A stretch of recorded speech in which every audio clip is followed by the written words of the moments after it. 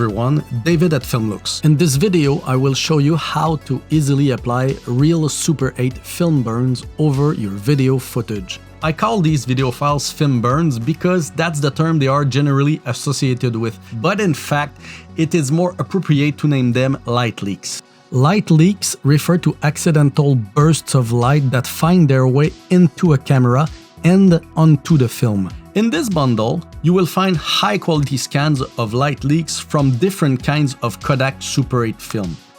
There's the Kodak Vision 200T, the Ektachrome, the Vision 50D, the Vision 500T, and the black and white Kodak Tri-X.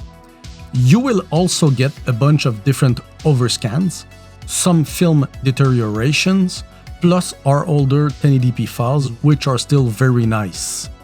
In the tutorial coming right away, I will show you how to apply the overlay, but also how to play around with size, cropping, and changing the color for visual design purpose. So if you're ready, let's get to it! Okay, for this tutorial, we're going to work around with the film burn over this video footage. And here's the film burn clip that we are going to use. First, of course, I place the film burn over the footage in the timeline.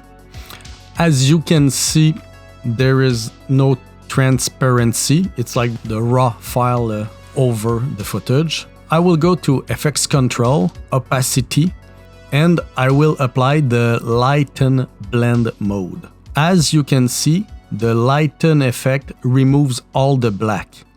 Some of you could also use the Screen Blend mode, but the transparency effect is not 100%. So personally, I usually use the Lighten effect, but it's up to you. It's all about personal preferences when we create visuals. There might be chances that you will want to resize the effect so it fits properly with the image.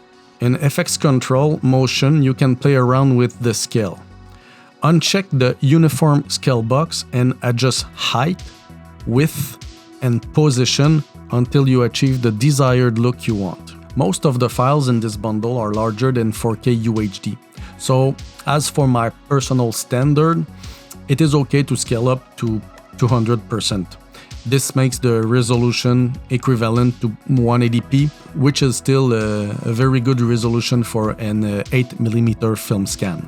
Some of you will maybe want to get rid of the film sprocket hole or just to make it a little bit less apparent. So just rescale, reposition, and voila. Another option that is possible is to change the color of the film burn. In Lumetri, Color, go to Curves, then go to U versus U. Click on the color picker tool and select the color of the effect you want to adjust. Then just play around with the curves until you get the color that you want. I think pink looks pretty nice. These film burn effects appear very quickly, so maybe sometimes you would like to slow them down a little. Over the effect in the timeline, right-click and go to Speed Duration. This effect was already adjusted to a slower speed of 50%. This makes the effect appear at 12 frames per second, and this is the speed I like because it gives our eye enough time to enjoy the presence of the effect. Maybe you will prefer to keep the speed at 100% for a quicker flash frame, and that's also absolutely fine. So that's pretty much it for the video. Don't hesitate to leave any feedbacks or requests in the comment section. Please like, subscribe, and have a great day, everyone.